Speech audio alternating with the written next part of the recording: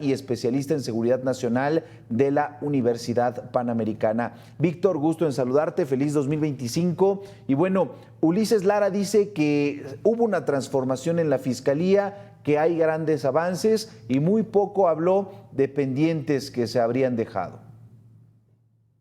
Bueno, la realidad es que la Fiscalía de la Ciudad de México tiene logros ambiguos, en el mejor de los casos. Uno de los principales que ha presumido el gobierno de la ciudad es la reducción de los homicidios, pero en realidad lo que ha ocurrido en los últimos años es que ha incrementado el número de muertes de causa indeterminada, muerte violenta de causa indeterminada, que es una categoría muy amplia donde pueden caber accidentes, suicidios, homicidios, y es cuando menos inexacto el afirmar que se trata de un éxito de la política criminal en la Ciudad de México. En estricto sentido, lo que habría que decir es que ha bajado la calidad de la información en el delito particular de homicidio.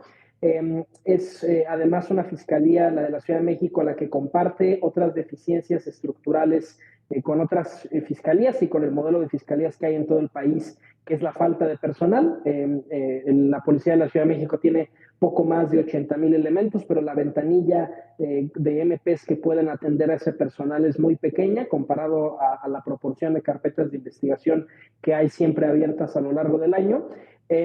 Y pues bueno, también es una fiscalía que constantemente es motivo de escándalos, de abuso de poder, de casos de corrupción. Entonces, digamos, transformación radical de la institución, me parece excesivo categorizarlo así.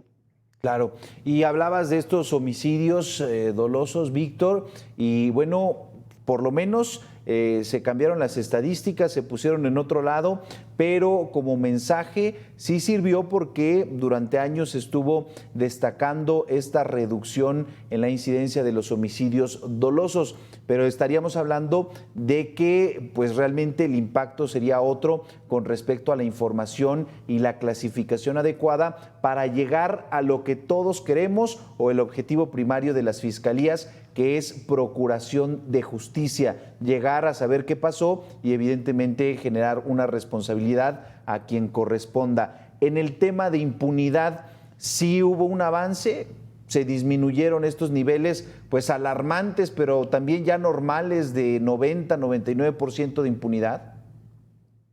La Ciudad de México tiene algunos avances en procuración de justicia, por ejemplo, en la gestión de la información. Es de las pocas fiscalías de la Ciudad de México quienes comparten información geolocalizada de los delitos, y eso puede mejorar un poco la calidad del patrullaje estratégico y de la gestión de la política criminal. Pero la realidad es que es muy difícil transformar una fiscalía en solitario si en realidad todas las fiscalías del país, incluida la propia Fiscalía General de la República, siguen con las mismas deficiencias. Por ejemplo, algo que se presumía en fechas recientes, que fue la reforma a la Constitución y a las leyes orgánicas de la Secretaría de Seguridad Ciudadana, era el supuestamente permitir que haya atribuciones de investigación para el ramo de seguridad en materia de seguridad pública, pero se preserva todavía el monopolio que tienen las fiscalías para la realización de los actos de investigación. Entonces, eso te genera una situación donde en la Ciudad de México tenemos a 80,000 policías que patrullan diariamente las calles, más el personal de Sedena y el personal de Semar que se empezó a sumar a lo largo del sexenio pasado, que es algo que no se ha dicho mucho en la propaganda gubernamental, que se militarizó mucho la procuración de seguridad pública en la Ciudad de México, pero la ventana de MPs que les pueden atender en las fiscalías es muy poca, no hay plazas suficientes como para atender ese flujo de trabajo, y en la medida en que existe ese fenómeno, pues seguirá habiendo impunidad, y no es un problema exclusivo de la Fiscalía de la Ciudad de México, es algo que le va a pasar a cualquier fiscalía en todo el país. De acuerdo con la encuesta nacional de victimización, se cometen 29 millones de delitos todos los años en México y solo hay poco más de 15,000 MPs en todo el país, ¿no? Entonces la desproporción es gigantesca. Claro. Ahora, Víctor, no hay que olvidar, pues, cómo es que se da esta transición en la Fiscalía. Se buscaba ratificar a Ernestina Godoy, Morena no tuvo la mayoría calificada necesaria, se dejó a un encargado de despacho y ya con una nueva legislatura, con nuevos diputados y ahora sí con la mayoría calificada, se designa a Berta, alcalde Luján. ¿Cuáles son los retos que va a tener, que va a enfrentar? Se queda este asunto de la impunidad, pero también no sé si se han expuesto las vías de solución para una institución de este tamaño. Se quedan varios retos. El primero que queda muy claro, no solo por el caso de Ernestina Godoy, sino también el Ejers Manero, es que el modelo de autonomía de las fiscalías no entregó los resultados que prometía, porque precisamente lo que se pretendía era divorciar los incentivos políticos del expertise técnico que se necesita para ser un detective, porque eso es en el fondo es un fiscal, es el jefe de los detectives de una entidad o la federación, en el caso de la Fiscalía General de la República. Y más bien lo que hemos tenido en este modelo son individuos que pues llegan a estos puestos y se mantienen en estos puestos en buena medida por razones políticas más que técnicas. Otro ejemplo que podemos tomar es el de Guerrero, donde pues bueno, hubo una sustitución de la fiscal de justicia, que era una coronel del Servicio de Justicia Militar, que se presumió con bombo y platillo, es que es militar, va a ser la gran solución a la crisis de inseguridad del Estado, y acaba teniendo que presentar su renuncia, no porque pudiera ser despedida, sino porque se pierde el apoyo político en el Congreso y en la gobernatura del Estado. Entonces es el primer reto, que en realidad no tenemos fiscales autónomos.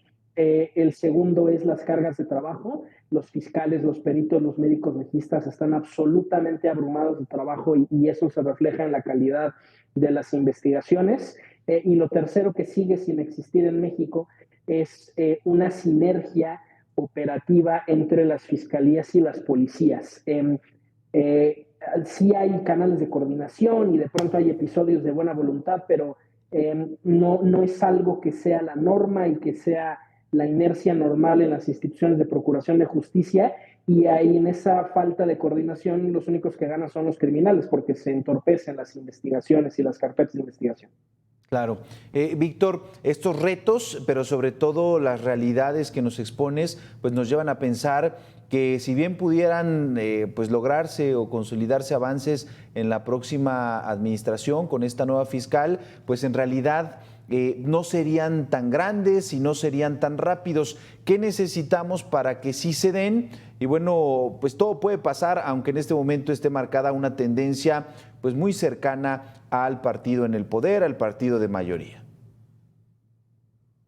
Uno de los grandes debates en materia de seguridad pública era el impacto de la alternancia o de la diversidad política en la eficiencia de la política de seguridad, ¿no? A principios de los 2000, en la medida en que el PRI deja de gobernar México y empieza a haber otros partidos que gobiernan municipios, estados y la propia federación, había una inquietud en torno a si que el gobernador sea un partido, el presidente sea de otro, y el secretario de Seguridad Pública a lo mejor tenga el apoyo de otro, eso descoordine y desfase la armonía de la estrategia de seguridad. Hoy ya no es ese caso. Las urnas en ya al menos 2 ocasiones consecutivas le han dado el control total a una sola entidad política, un solo partido, y en ese sentido eso ya no es un pretexto para explicar por qué no está funcionando la estrategia.